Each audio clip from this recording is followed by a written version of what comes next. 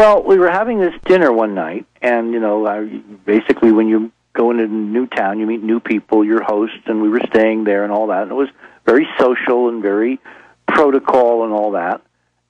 They did not know yet what I was going to talk about. So it was kind of, you're a friend of a friend of ours, you're going to do this thing for the school the next couple of days, and so I would just started asking questions, well, what are you doing here, and what you used to do, and what did you do? And I discovered that his wife, this intel agent's wife, CIA guy's wife, was a doctor, medical doctor, and that she had been part of the team debriefing in the quarantine the astronauts coming back from the moon. And, I'm trying to be very diplomatic and not give away what I'm going to talk about the next day. Well, the next day when I laid my bombshell on everybody that we'd found structures on the moon from the Apollo program and the other programs and showed the photographs, the reaction was so bizarre because not only was I slammed up against the wall by this guy and basically threatened, but his wife never would come to the conference. She orbited around. She would go to a coffee shop down the street and have coffee, or she would go to the supermarket, or she would go and, go back to the house, but she would never came to the whole 2 or 3 days. She never came to the conference. One of my associates, who had kind of gotten friendly with her because I was there with several other people, kind of got her aside at one point and was asking her some questions. And it turns out that even though she remembered that she'd been part of the team to debrief the astronauts, she couldn't remember a thing that they said. She couldn't remember why she no longer was working with NASA. She couldn't remember. In other words, her memory lapses were enormous, and I don't think they were feigned, because we now found the same pattern in all the flight crews, starting with Ed Mitchell. Ed Mitchell, when he and I did the debate with Art some years ago, live coast to coast, admitted freely that he was very troubled when he came back to Earth after Apollo 14, and a young kid at one of these school events, because they all did school events, exciting the next generation. One of the kids asked him, what does it feel like, Dr. Mitchell, to walk on the moon? And he realized, he admitted in his own book, The Way of the Explorer, Ed Mitchell's book, and he admitted again on the air with Art and me that night, that what troubled him immensely is he could not remember what it felt like to walk on the moon. Now, Ed is a very emotional guy. He's a scientist, but he's one of the more emotional. In other words, he's not repressing his emotions. So for him not to remember the emotions really bothered him, and it got so bad that he actually went to a therapist to try to have post-hypnotic regression to see why it was he couldn't remember the feelings. He remembered the mission plan. We did this, we did that, Station A, Station B, we traversed here, turned this on and all that, but he couldn't remember the emotions. And when he got into the therapy session, it turned out that there was a block so big that he literally could not be regressed through it. He could not penetrate the block. He would say things like, oh, that's not important, I don't need to know that. So this is one clue, the major clue I had, that the astronauts probably, when they look into the camera and they say there's nothing there, or they say that Hoagland's nuts or whatever, they're telling from their perspective the truth, because the awful truth, Alex, is they have been brainwashed. They have been mind controlled. They have had a technology, a very sophisticated technology, which took away the real missions that they experienced. Now, we have had a few of the astronauts come out and say that they did see craft on the moon, and around the Earth. Those are lies. Those are lies. That's more digression. That's more disinformation. That's absolutely not true. What they saw there were structures. What they saw there was technology. They were sent there. The mission of Apollo, I believe, and we lay this out in Dark Mission, was to bring back technology that the in-crowd, the controllers, whoever they are, the people behind NASA, want desperately from the 1960s. Okay, well, let me just stop you right there, because in the second interview, I want to spend 2 hours on that. But, here's what I have to say about the issue. You mentioned during the last segment we had behind the scenes for PrisonPlanet.tv viewers and folks on the Infowars.com streams, that, and I've seen those footage, I remember back in the 90s or whenever it was, seeing it on the news, and NASA released, and why would they release it? footage. Remember. Which shows. Get into that now. And then you told me that you believe that is, human, terrestrial. It's our craft. It's our spacecraft. Well, regardless, we have to talk about that because that is on the tape, and lasers shooting up. It's crazy.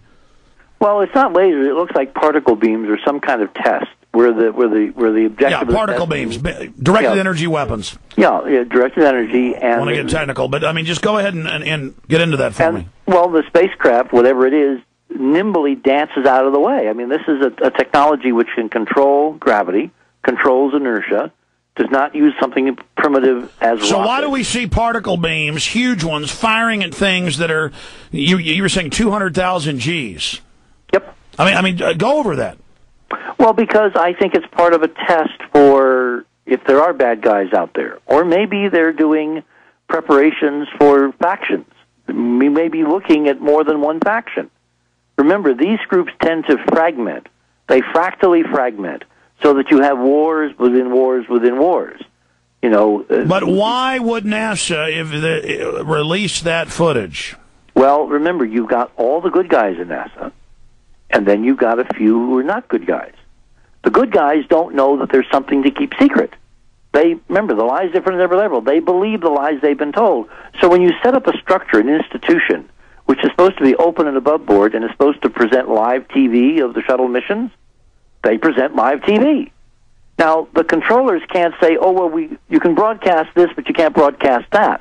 Because the honest guys will then say, sure. Why can't we broadcast that? So people always say if this was happening, it would come out, and it is coming out. Well, I agree with you. When you've got the Catholic Church saying we need to love the aliens, they're our brothers, when you've got every major denomination saying it, when you've got all the movies and you've got, in the 80s, huge programs at the Olympics with aliens landing, fake aliens, and you've got huge things the size of 3 football fields floating over Dallas and stuff all over the place, something's going on. And then I read government documents about fake extraterrestrial landings. Any of this. Why? You believe it's fake. Remember Operation Northwoods? Yes. Okay. Or we can go to the, September 11th. Governments do huge, big things to sway populations at key nodal points in history. They love hoaxes. Yeah, well, it's manufactured history is what it is. We are building. All my UFO friends, I need to shake them because they're so... Frankly, they're extremely naive, Alex. They really believe we're building toward disclosure.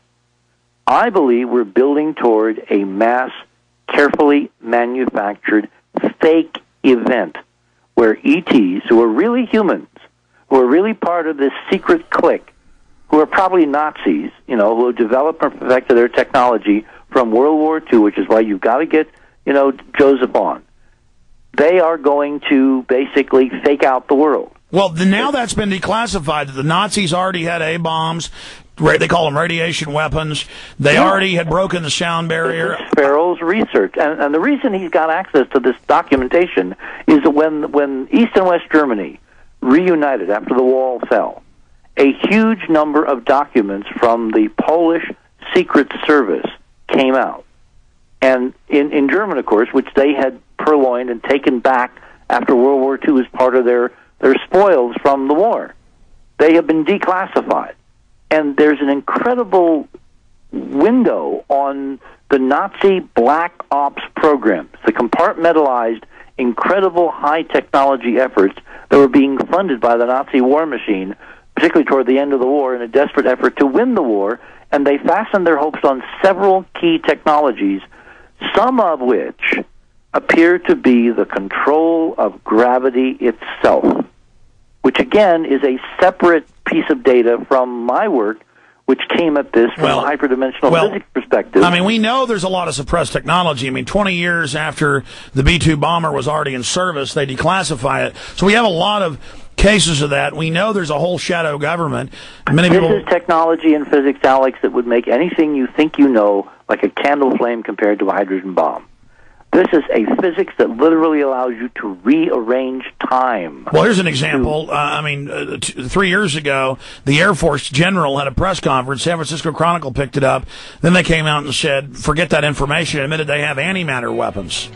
I mean, is that the type Again, of... those pale beside what I'm talking about, which is torsion field physics, which is another whole program.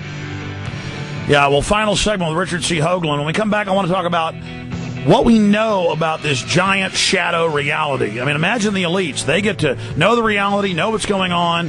We're down here caring about Angelina Jolie and Brad Pitt and what they're trying to build, what they're